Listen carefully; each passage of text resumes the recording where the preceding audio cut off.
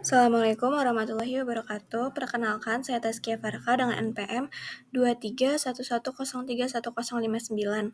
Pada kesempatan kali ini saya akan menjelaskan materi akuntansi manajemen bab 10 yaitu pusat pertanggungjawaban. Jadi yang pertama ada definisi laporan kinerja. Laporan kinerja perusahaan adalah dokumen yang menyajikan informasi mengenai kinerja keuangan, operasi, dan non-keuangan suatu perusahaan dalam periode tertentu. Nah, jenis-jenis laporan kinerja perusahaan manufaktur itu ada laporan laba rugi, kemudian ada laporan posisi keuangan, laporan arus kas, dan laporan perubahan ekuitas.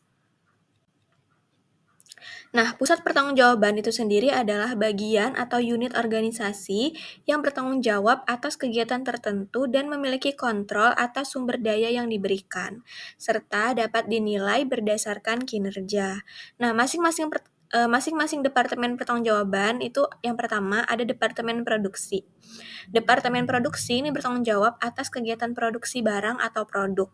Kemudian yang kedua ada departemen penjualan, bertanggung jawab atas penjualan produk perusahaan. Kemudian ada departemen keuangan, bertanggung jawab atas pengelolaan keuangan perusahaan termasuk penganggaran akuntansi dan pelaporan keuangan.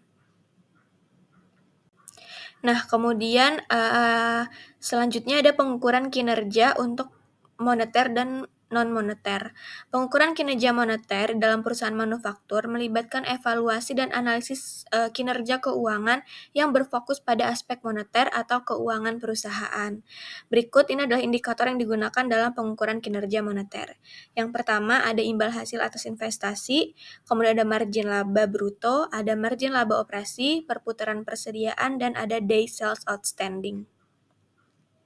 Kemudian selanjutnya untuk pengukuran kinerja non-moneter sendiri dalam akuntansi pusat pertanggungjawaban itu adalah metode yang digunakan untuk mengevaluasi kinerja bisnis departemen berdasarkan faktor-faktor keuangan. Contoh pengukuran kinerja non-moneter ini ada kepuasan pelanggan, ada kualitas produk dan layanan, ada pengukuran efisiensi operasi, ada inovasi dan pengembangan produk, serta ada pengembangan karyawan. Kemudian selanjutnya pusat pertanggungjawaban itu ada 3 komponen. Yang pertama ada pusat biaya. Pusat biaya ini adalah pusat pertanggungjawaban yang menekankan pada efisiensi pengeluaran sebagai pengukuran kinerja keuangannya.